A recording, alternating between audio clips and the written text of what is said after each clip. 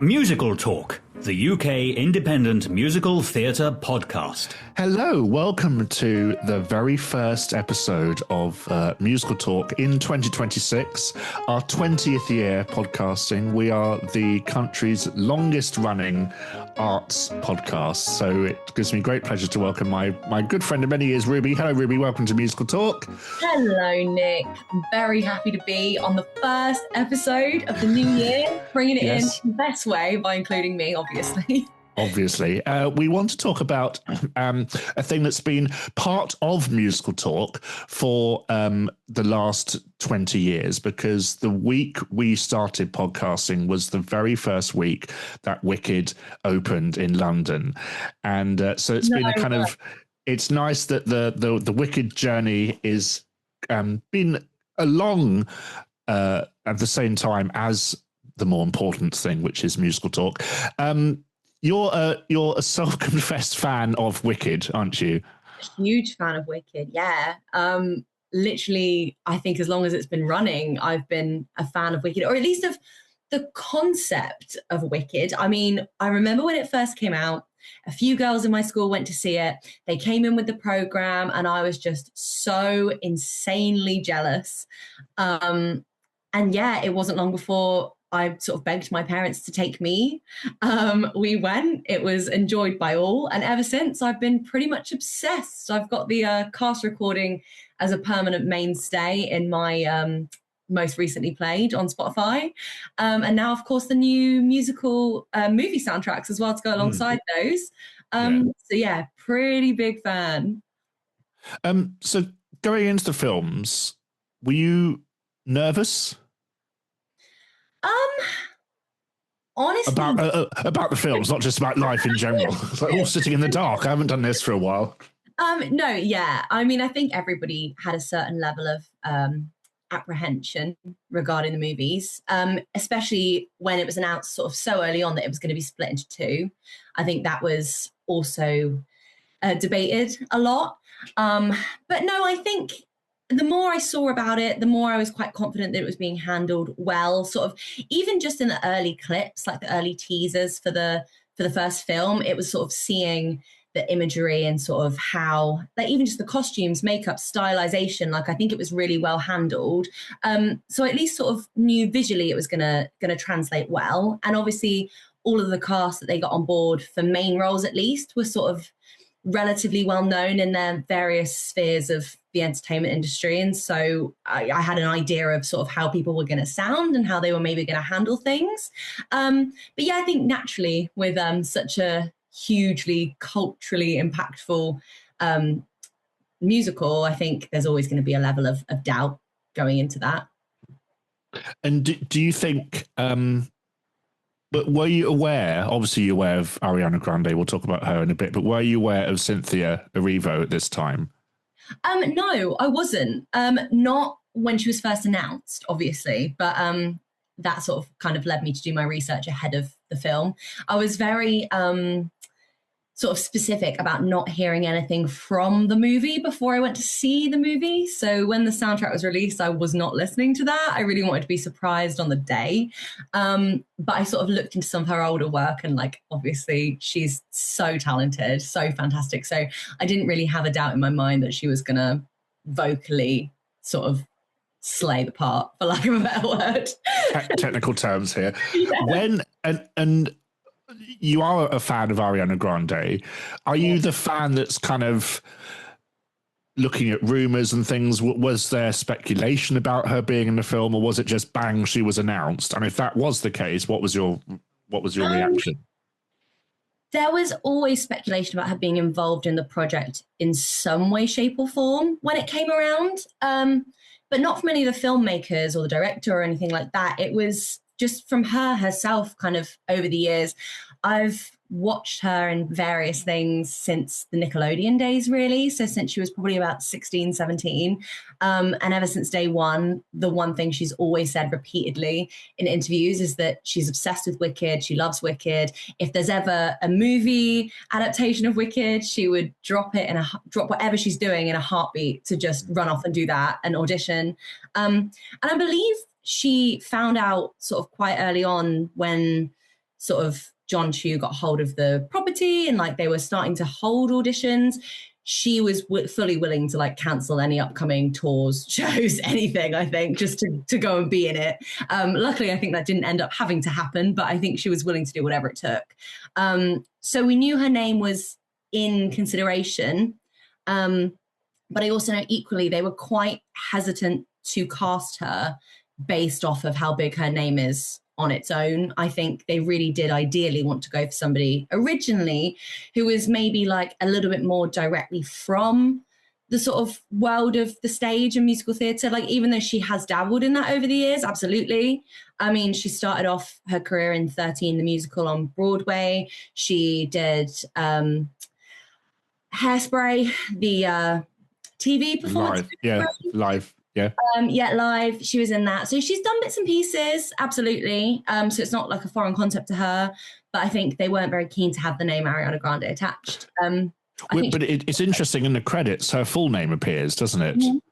Mm-hmm. Which is a nice kind of splits her off from just Ariana Grande. Her full, I forget what it is. I'm sure you'll correct me strictly, but I think it's pronounced Butera. It's her dad's surname anyway, but I think that partially comes from the fact that during the process of making the movie, she kind of reconnected with her dad.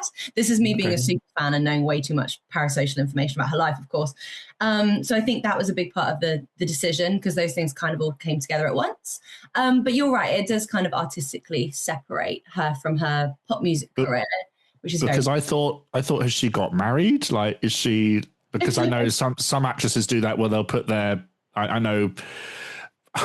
I watched The Big Bang Theory, I admit, and Kaylee Cuoco, whatever her name was, for a brief while, was Kaylee Cuoco Sweetening, I think, or some stupid name like that. So I kind of thought, has Ariana got married?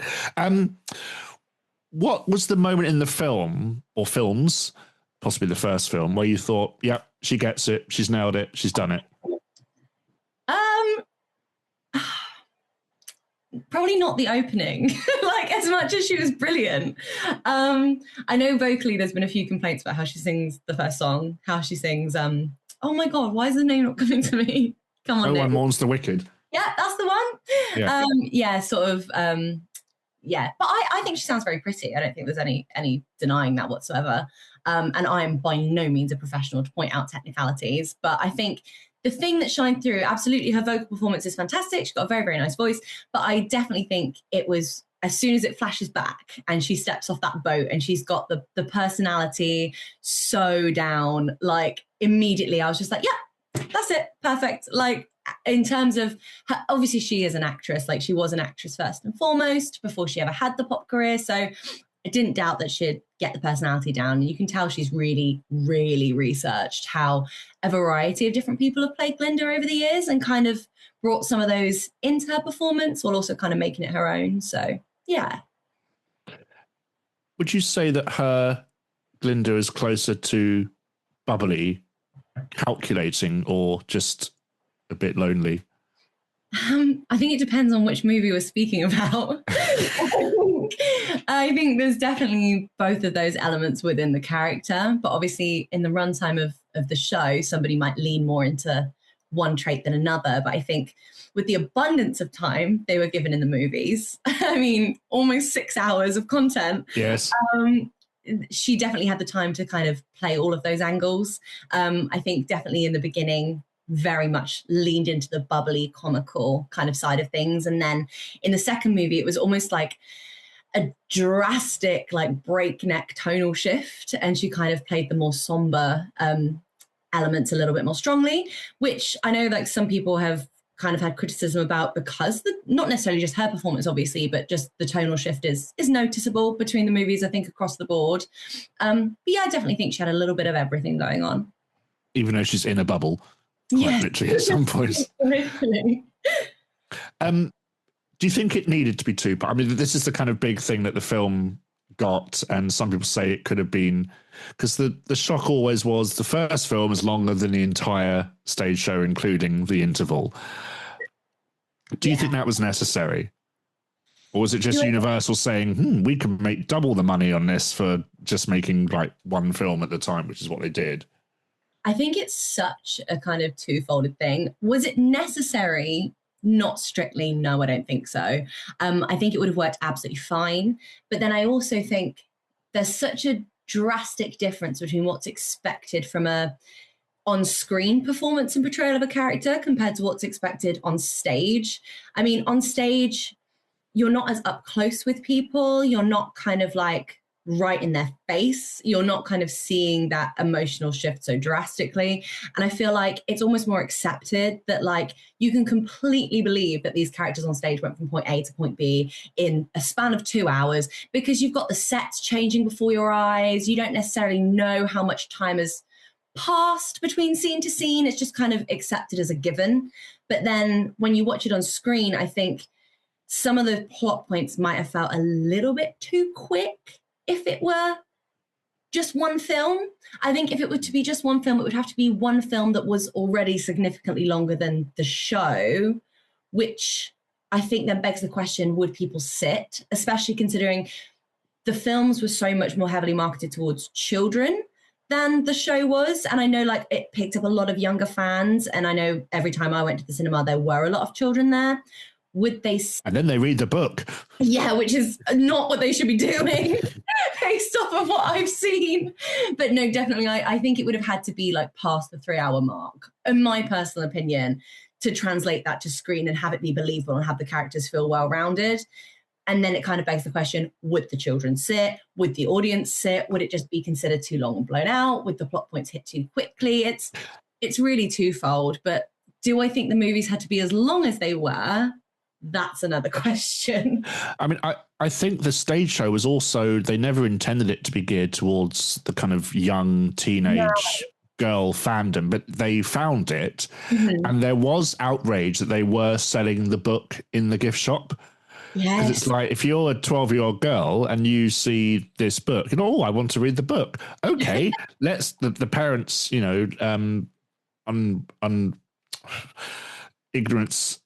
ignorant towards the book, say, yes, okay, I'll buy it for you. And then you're reading about the animals and the cages and all that kind of stuff. It's like, I'm glad the film didn't do that. And I would have been interested to see if they went down the original route, because we have come full circle now of it being a film in the first place. Mm-hmm. How different would it have been if Stephen Schwartz had not read the book on a scuba diving trip and said, this needs to be a musical? I dread to imagine, honestly, some of the avenues that the book goes down, very heavily sexual nature in some of these scenes that is just completely omitted from the musical. It's almost like a different piece of media entirely. It's like people kind of say it's a fan fiction of a fan fiction of a fan fiction of a fan fiction. I might have included that too many times then, but it's shifted and changed so much. And I think coming off of a story like The Wizard of Oz, which again, the movie is again so different from the books that it's based on, and there's so many Oz books. Like, were you aware of how many there were to base some of the source material off of? Because I'm just figuring like this series was many books long, and then the Wizard of Oz movie took some elements and kind of rolled with that, and then Wicked took some elements and rolled with that, and it's kind of really developed. And it's like Chinese whispers. It's not even the same thing now as it began, but I think that's part of what makes it so interesting. I mean, if you cut out any step in the process, what we might have ended up with in the Wicked movies, kind of the latest adaptation, could have been something entirely different. Did the songs in the film for you change for you by the different, not interpretation, but seeing them in a different medium? Like any music, apart from the new songs, did any musical moments? Because I thought for me, every time I see the stage show, I'm always a bit kind of twitchy. And when Dancing Through Life comes on, I was like, okay, let's, and it never really lands on stage. But I thought Dancing Through Life in the film was excellent. That is exactly the first point I was going to make. Actually, the first point in the film where I noticed, and I think it really shines in like the ensemble heavy tracks, to be honest, because obviously you've got this huge on-screen cast and you've got different camera angles and different effects. So it definitely brings more life into those sequences rather when in the tracks when it's just honing in on one person. it's a little bit more similar to what they're able to pull off on stage. But yeah, I think the first time I really noticed it was What Is This Feeling? I think that whole sequence is amazing, like the dancing in the cafeteria. The famous dance, yeah. Yeah, it's so good. I loved that. And then again, Dancing Through Life, really fantastic. I would say then moving on to the second film, I was really surprised by how much I loved Wonderful. But then again, I was never aware that there was ever like a dance sequence involved in that on stage. And now I'm hearing it was in and then not in. And then, I don't know the situation. For me, in the second film, the bit that I really enjoyed was the kind of new opening to Act 2, where a lot of things were summed up. And this brings me on to the reason I didn't really like it being, I don't mind it being two films, but I didn't like it being a year apart, because the way, I think I spoke to you about this once, the way a musical works is you introduce themes and ideas in Act 1 and then you pay off in Act 2.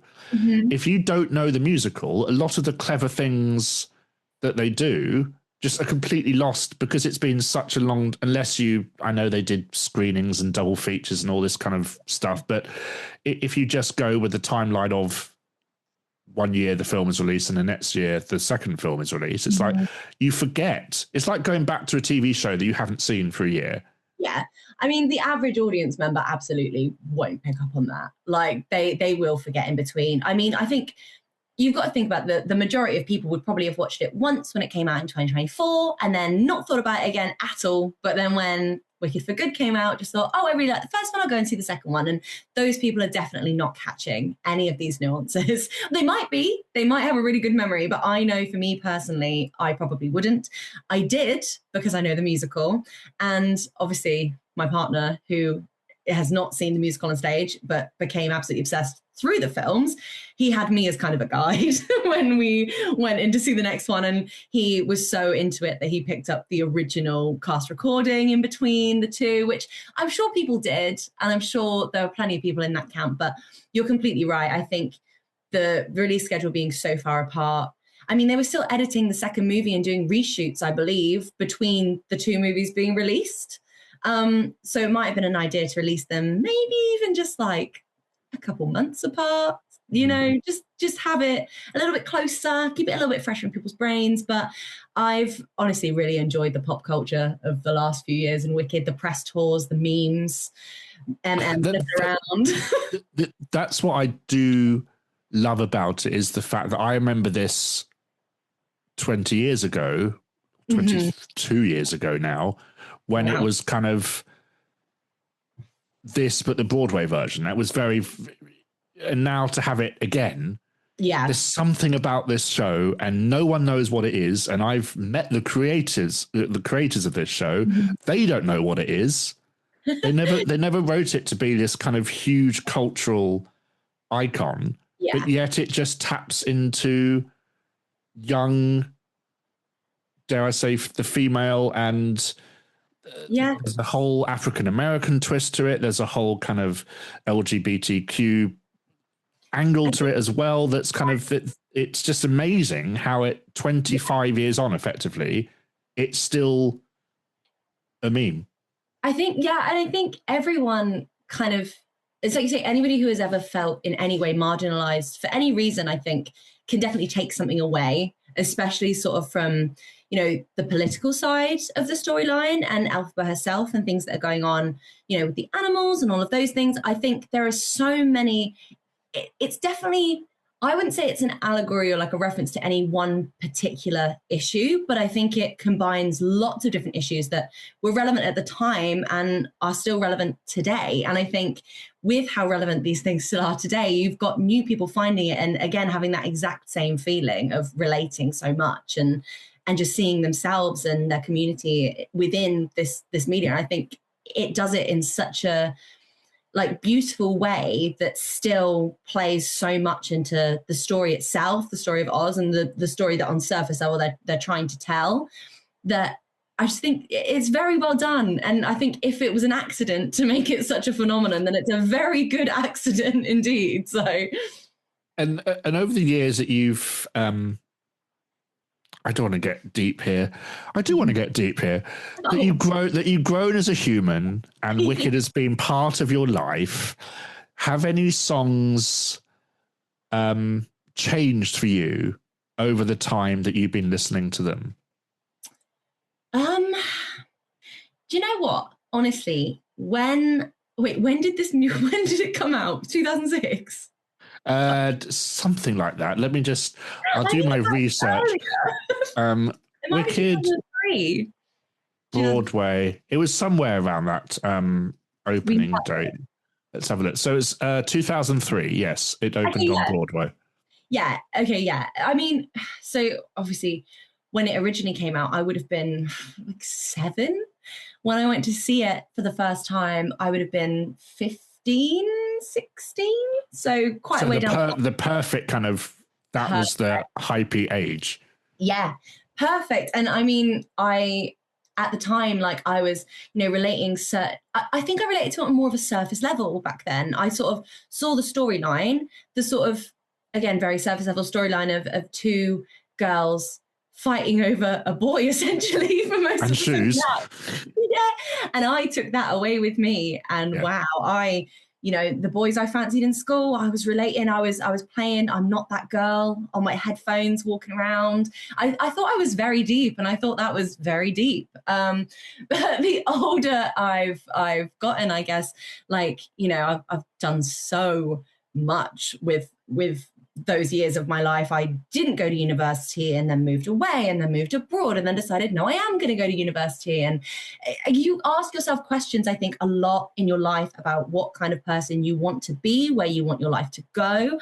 And in that case, I think that, the people you meet and the friendships you make along the way that help you make those decisions, I'm relating to it in a whole other way now. Like, many years ago would never have sort of understood the significance just behind even the friendship plot, like behind For Good itself, like the song. But now there's so many people in my life that I can pinpoint to moments where it's like, if I hadn't been here or done this or known this person, then I wouldn't have this outlook, and then I never would have done this other thing. And I think life really is like, to get deep, like a setup of people and moments and decisions that all come together to kind of like lead you on your path. And that really is kind of the overarching storyline, I guess. And I see that so much more now. I think that represents also a lot of people's journey with the piece, because they were younger when they saw the shows. They were all about, the popular version of Glinda. And now it's about the kind of the deeper version, as these audience members who grew up with the show are now kind of the disposable income, having kids era or cats, and introducing it to a younger generation, saying this is the show of my. I feel so old having this conversation, but it is kind of, we have to remember this piece is not new, and people were treating it like it was a new piece when the film came out. I feel like so many people I even know myself have learned about it for the first time. I mean, I know my cousin, she's not somebody who's into musical theatre at all. She has 2 young children and has literally discovered Wicked through her children knowing about it, which is bizarre to me. But I think that does represent quite a lot of people's experiences. And also, like you say, vice versa, sort of people who are our age who now have their own children or have children in their lives, or younger brothers and sisters and things. It's kind of showing it to them in a whole other way. Did any song work for you better in the film than the stage show, and did any song work for you better in the stage show than the film? That is such an interesting question, because I want to say this without feeling like I'm dragging Cynthia Erivo's rendition, because I'm not. She's very talented, as we've established. I didn't like how, and this actually goes for multiple songs, so I'm going to use multiple songs as an example. I didn't like the songs that were dragged out too much, because they felt like they lost momentum. I am not a fan of movie Defying Gravity. Aside from, I was going to say aside from the last few moments, but no, because that's one of the biggest offenders, when she hits those last final lines and then suddenly she's falling, and it's this big rendition of Unlimited, all of that as she's falling down. And I think the pacing of Defying Gravity in the show works for me emotionally so much more. Yeah. I absolutely agree. I thought, okay, and but I wonder if this is John Chu or the music department or both. It's like they drag out the endings of a lot of the big moments far too long. They do it for the end of the film as well. It's like you don't need another bum bum bum bum bum bum bum bum bum. Just end it. It's too much sometimes. I also felt some of the scenes in the musical numbers could be a little bit too reliant on CGI. Worst offender being No Good Deed. That song speaks for itself. It's supposed to be so emotionally driven, and the whole time I actually can't focus on the performance because there's a million things going on screen, and I think that will age the film very poorly in time to come, because it's just, I mean, it was filmed on a blue screen, the whole thing's CGI. There's a green screen probably. Yeah, well, no, it had to be blue. Had to be blue because she's green, yeah. So it was all on blue, but yeah, I think a combination of those things, and again, but worst offender for me, Defying Gravity. And that, not to say the ending of the film wasn't great. I cried; it was wonderful.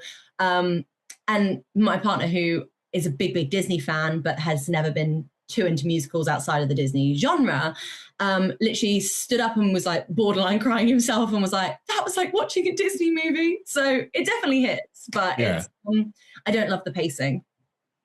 Do you think Cynthia and Ariana are now the iconic versions of these roles, or does it still belong to Idina Menzel and Kristen Chenoweth? I think it still belongs to Idina Menzel and Kristen Chenoweth.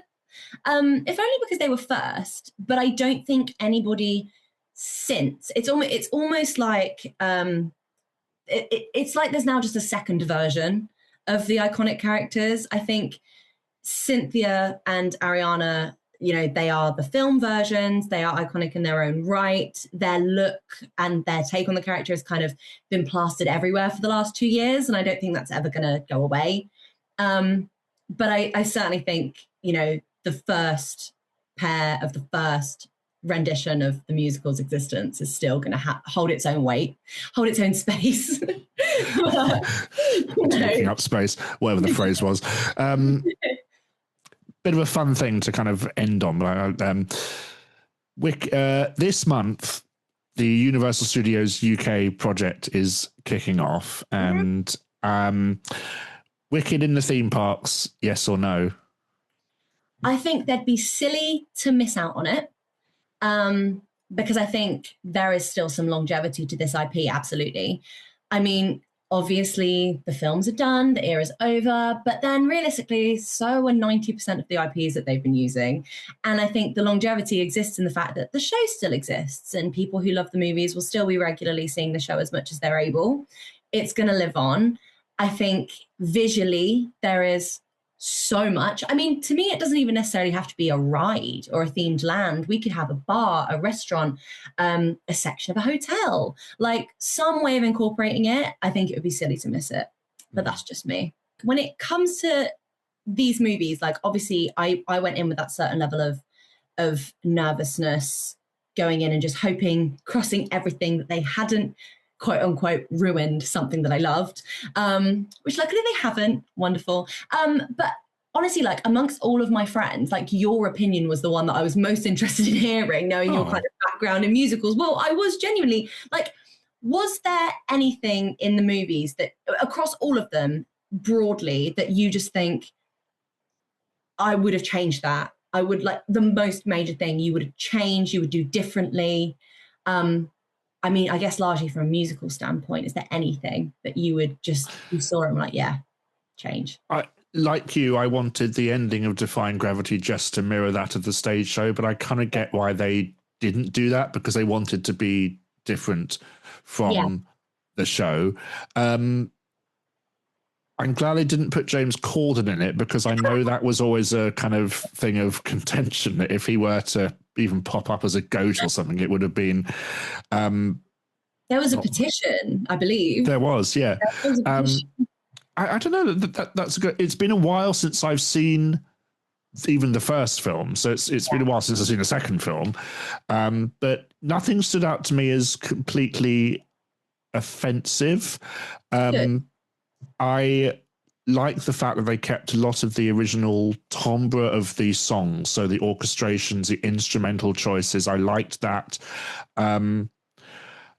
wasn't a fan of the new songs. I wanted when I heard that they're writing a song called "The Girl in the Bubble," I thought, is this what Act 2 needs, which is a comedy song?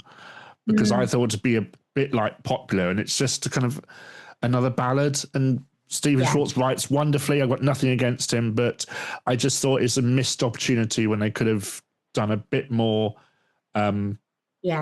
comedy in Act 2. I know we have Wonderful, but that's not really a comic song. I was upset they cut his I never asked for this or planned it in advance. I was merely blown here by the winds. And they cut that, which was a shame. And I think did it have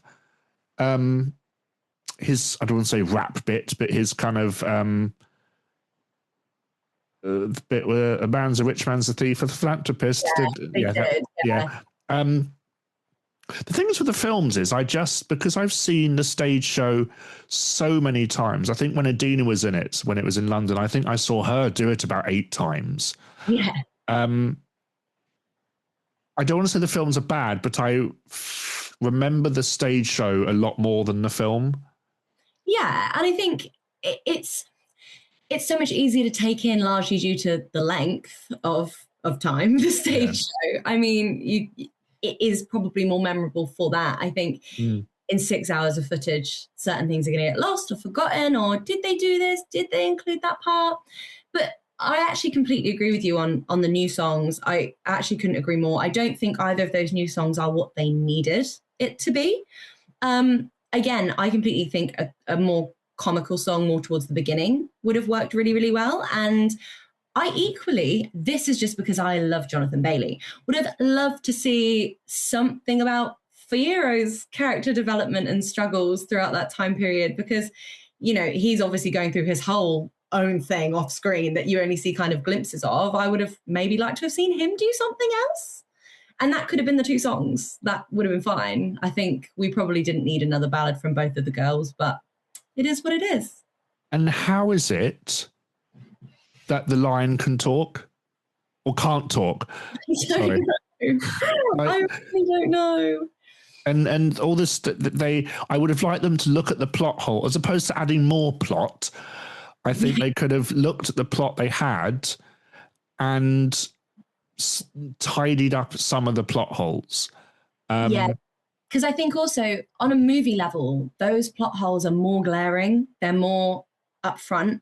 For example, why? I know it's to follow the story of the Wizard of Oz, but March of the Witch Hunters, should they not have should a whole mob not have gone rather than just those few people, including the lion, who is outlawed in Oz because he's an animal who speaks, which why are they even allowing him in the Emerald City given their prejudices? I'm very confused by how that's integrated and why the mob just thought like they hate Elphaba immediately.